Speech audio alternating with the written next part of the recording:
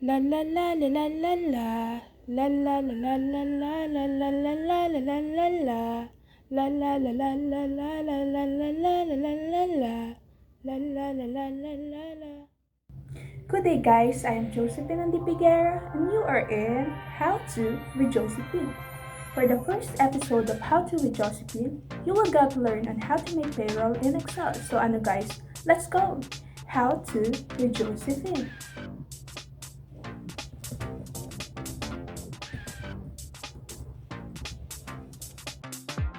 So this is how you make payroll in Excel. Payroll in Excel. So let's go. Employee payroll.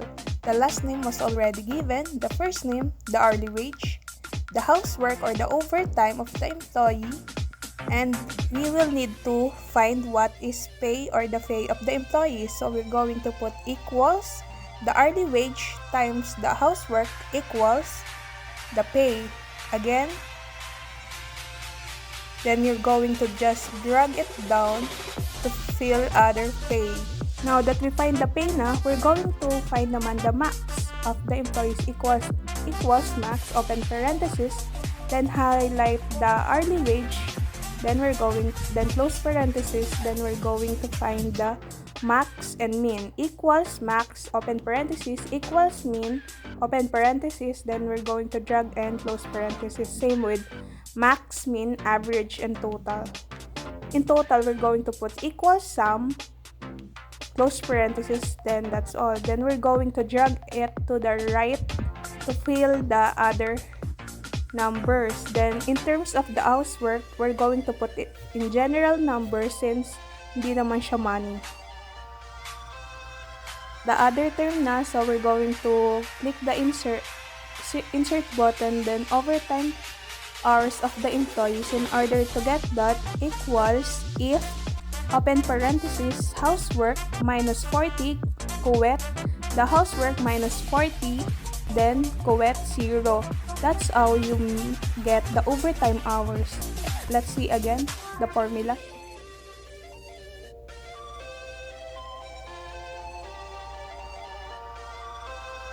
So then they're going to just drag it down to fill the other overtime hours of other employees. So after we get the overtime hours, we're going to get naman the overtime pay of the employee. So in order to do that, we're going to put equals. In order to us to get the overtime pay, we're going to put formula is 0.5 times C4 or housework times the overtime hours. Formula is equals 0.5 times C4 or hourly wage times the overtime hours, then the overtime pay will show. So we're just going to drag it down again to fulfill the other overtime hours of the other employees. After that, we're going to get naman the total pay of the employees. So in order us to get that, we're going to put equals pay plus the overtime pay.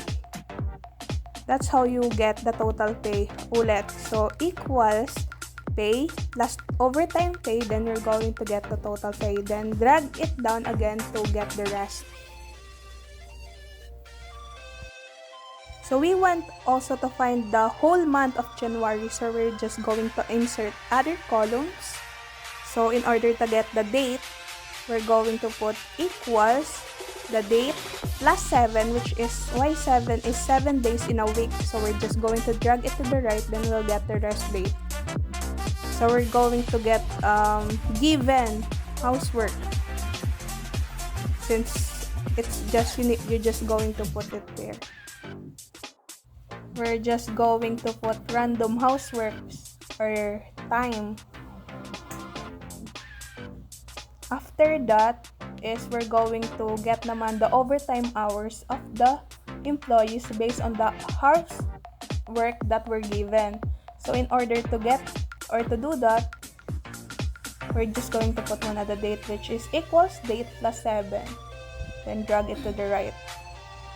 So in order for us naman to get the overtime pay hours, we're just going to drag it to the right. Then it was automatically na maglalabas is the overtime hours.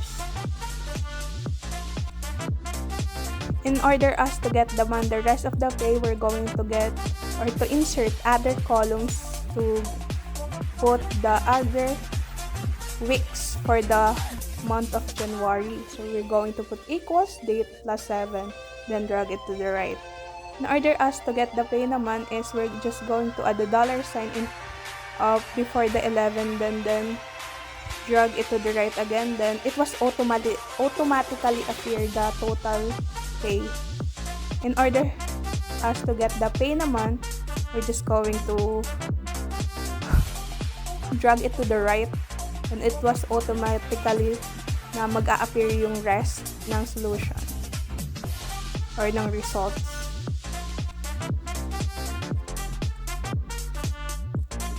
In order us to get the total pay naman is going to put the date muna. Date plus 7 again, then drag to the right.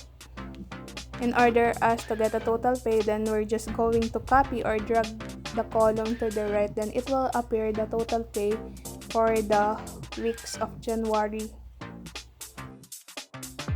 So we just want to see what is the January pay or the total payment for the whole month is we're just going to put equal sum, then highlight all the total pay for the January 1st to 22. Then we're just going to drag it down to get the sum of the month of January. So kanina we make the min, max, average, and total. For us to get that, we're just going to drag it to the right to get the max, min, average, and sum for the overtime work, the total pay, the pay and houseworks, and the total pay for January. So that's it to get the total number of January pay for the Josephine's company. Going to highlight the January pay, then we want to put color for each category, which is housework, for us to see it more precisely. We're guys going to put yellow on it para ma-see natin yung difference nila in terms of the housework, overtime hours, the pay, the overtime pay, and the total pay, para mas malinaw sa atin. And it's much clearer since it's number. Para ma-differentiate natin what is the housework, the overtime hours. We're going to put Josephine's company on it. Since it's mine, it's going to bold it.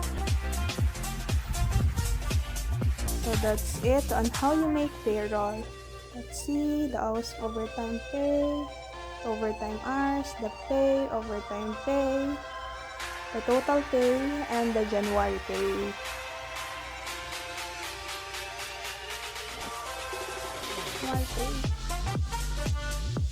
Yes, let's look at all the min, max, average, and total for the employee. So that's it, the whole employee payroll.